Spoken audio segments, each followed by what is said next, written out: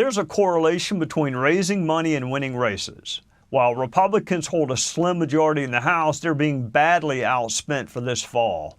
Control of the chamber literally comes down to a small group of districts, many of them in blue states. I think it's easier for Republicans to pick up seats this cycle than it has been for the last two.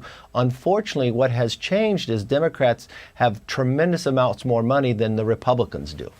And we're in the majority. We are in the majority, said former Republican House Speaker Kevin McCarthy, but Democrats have far more money. And in that statement is the indirect admission I mentioned earlier. The reason Democrats often have more campaign cash is largely due to the vast amount of small dollar grassroots donations they receive. Democrats generally get much more of these smaller dollar donations than Republicans, who tend to rely on large contributions from billionaires or corporate interests. But let's pause and think about what that means. On a broader scale, this suggests that Democrats appeal more to the average American voter, while the Republican Party leans heavily on wealthy elites and special interests. And this goes beyond just campaign finance efforts. It's a window into the deeper ideological divide between the two parties. The Republican Party, for all of its rhetoric about populism and standing up for the forgotten man, often pushes policies that contradict the interests of everyday Americans. Take tax cuts for the wealthy, for example. Trickle-down economics have been proven time and again to primarily benefit the richest individuals and corporations, not the middle or working class. Yet trickle-down economics remains a cornerstone of GOP policy, reinforcing a system where the rich get richer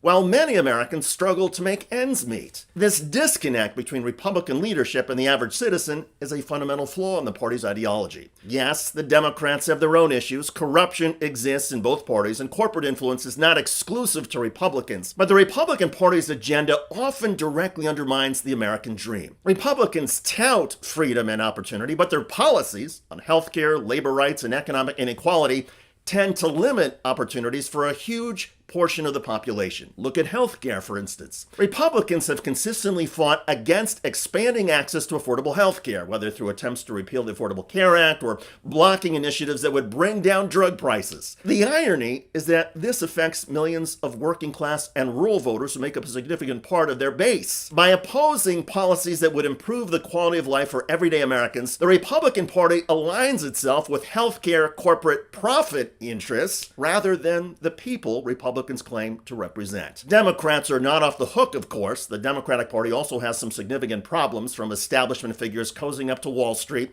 to internal divisions that often prevent passing meaningful legislation. But the blatant way in which Republicans prioritize the interests of the wealthy and powerful over the common good is undeniable. It's repressive to the American ideal of fairness, equality, and opportunity. In the end, the GOP's reliance on big donors and their alignment with corporate power reflects a party that is increasingly out of touch with the needs and desires of average Americans. The American dream, the idea that through hard work anyone can succeed, is slowly but steadily being eroded by GOP policies that concentrate wealth and power at the top, making it harder for people to rise from the bottom. And that's something we need to be talking about, not just in the context of elections, but when we think about the future of our democracy.